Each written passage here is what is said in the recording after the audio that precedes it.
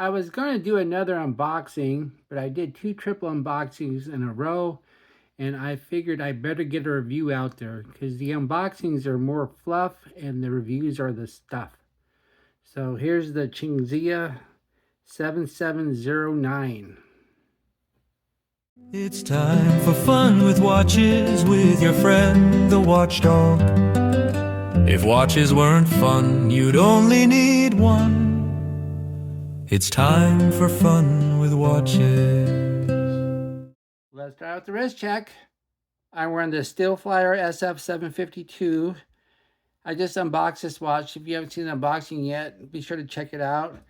And Grogu's wearing my Wish To at 9007. I unboxed this a long time ago, and I forgot to review it, and I ended up selling it, so I had to order it again. So now I have it back, and he's wearing it.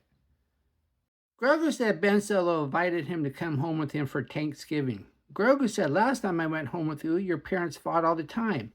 Ben said, relax. That's how they tell each other I love you. Grogu said, last time Han told Leia there weren't enough giblets in the gravy, so she dumped steaming hot gravy in his lap. All right, let's get the watch out of the box. It's a fairly simple box. It says Qingxiya, comes with the unsigned warranty card, of course, and here's the watch. And it's not a bad looking watch considering the price. Another Qingxiya on my channel. This one is homage to an Omega Dark Side of the Moon Speedmaster, but somebody at Qingxiya forgot to put the moon on the dial, which the yellow accented colorway has on the real Omega. Otherwise, it is a reasonably faithful recreation other than being a very affordable AliExpress small seconds quartz chronograph. The chronograph's functionality appears to be an afterthought, as the chronograph subdial is missing 5-second markers, let alone second markers. Frustrating enough is we do have minute markers on the chronograph minute counter, so we can read all minutes accurately, if not the more important seconds. This watch cost me $16.75 before the big AliExpress 11/11 sale. It is currently going for $16.18 for the Black Friday sale. This watch only comes in one colorway, despite the Omega having quite a few variations.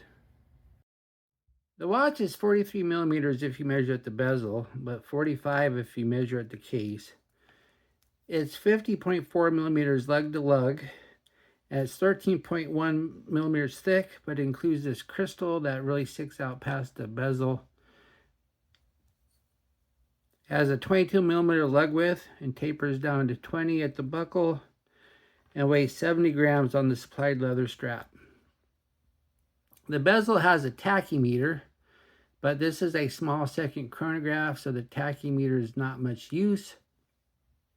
Plus, there's no second markers on the no individual second markers on the small second chronograph. So if you wanted to take it off the small and bring it to the large to use the tachymeter, you're going to have a little difficulty doing that because you can't tell exactly what second it is on unless it lands exactly on the 30, 40, 45, or 50, etc.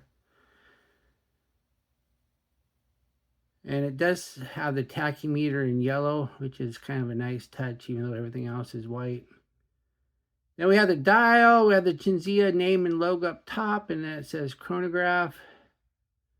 And then, as you can see, it's kind of skeletonized. You can see parts of the movement, even though it's a quartz movement, so you can't see any gears or anything like that. But you can still see part of the movement. Then the rest of the dial, though, the parts is textured. See, it kind of has a nice texture to it. And then we have the indices and their batons, and they are loomed, but very poorly at that. And then we have the stick hand and hour hand, and we have a spear tip second hand. And there is no date on this watch, but there is a date in the movement, so we have a ghost date. And then we have the subdials. On the right, we have a 24-hour subdial. On the bottom is the chronograph second hand, and on the left is the chronograph minute counter. To use the chronograph, just hit the top button, and it starts ticking away. Then hit it again to stop, but once again, you can't really tell exactly where it landed because there are no second markers there. You'd have to hit one of the other markers exactly. So that's really a foolish thing to do if you're making a chronograph. You're just begging people to say this chronograph is of no use. Hit the bottom button to reset it. Then we have the crown. It's unsigned push-pull. Crown action is kind of loose. And when you go to set it, you do get a minute hand jump unless you're really, really careful. See, that one had barely jumped. So I've seen a lot worse, that's for sure. And then the pushers are not lock pushers. And you only get 30 meters of water resistance, just the basics. Then we have the crystal. Crystal is kind of weird. It's kind of tempting to call it a box crystal because it sticks up so much, but it's not really a box because it slopes on the edges. It doesn't stick straight up. So it's kind of a box crystal, but it's not. So I don't know. I don't know if there's an official term for this type of crystal, but it is mineral glass. You're not going to get sapphire in this price range. And then we have the case. Case is a decent enough case. The lugs do slope down, so it wears flat. And I've been happy with the case. I'm assuming it's a coated alloy. Then we have the case back. The case back has a little space shuttle on it. And it also has the moon and Saturn. So yeah, it looks a lot like the Pagani design moon watch case back. Then it says stainless steel Qingxiya watch, or Qingxiya watch, water resistant, 30 meters. Then gives the reference number, and this is a press on case back because you do only get 30 meters. Underneath the case back is the PE90 Quartz chronograph movement. It comes in two different flavors. One is the panda shape where you don't get sub-seconds, but you do get a 24-hour hand, or you have the ones where it's more of a vertical and then you get sub-seconds instead of the 24-hour hand. I'd rather have the sub-seconds, but I do like the layout of the panda. Then we have the strap. Strap's nice. It's a little bit better than I was expecting. It says genuine leather, and I believe them because it feels really good. No quick release though, which is unfortunate. And then we have these perforations, but they don't go all the way through. They just show the yellow underneath. And then we have the matching yellow stitching. So it looks nice, so it goes with the dial and the accents. So I like the strap. Buckle's fine. It's big, it's sturdy. Prong's not all floppy like the buckle. And then it has two keepers, one fixed, one floating. But yeah, overall, very pleased with this strap.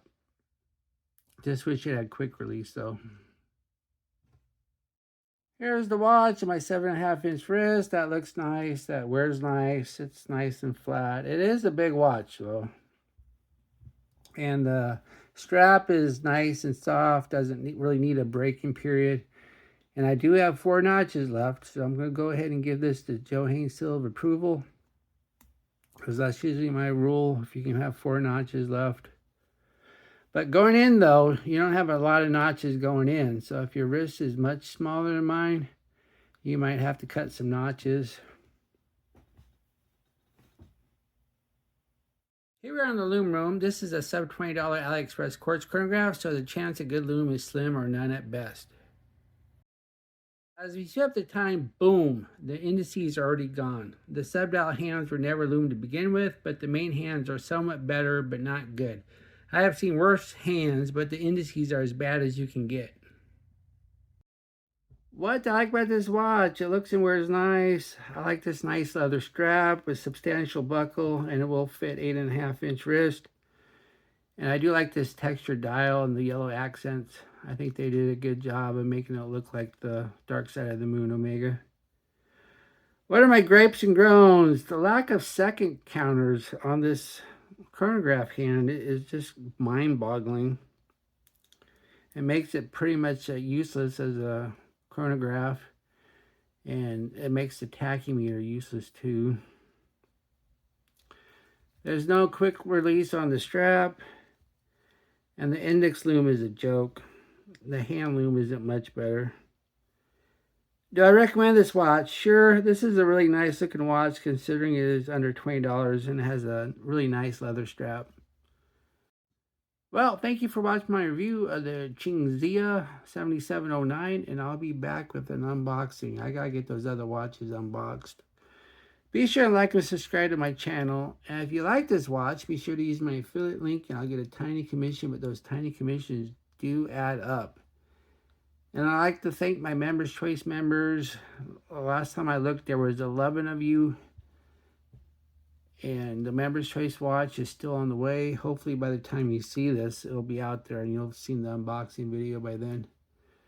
And don't forget to subscribe to my new YouTube channel, Fun with Watches Shorts. I need to get up to 500 subscribers before I can monetize it. Bye.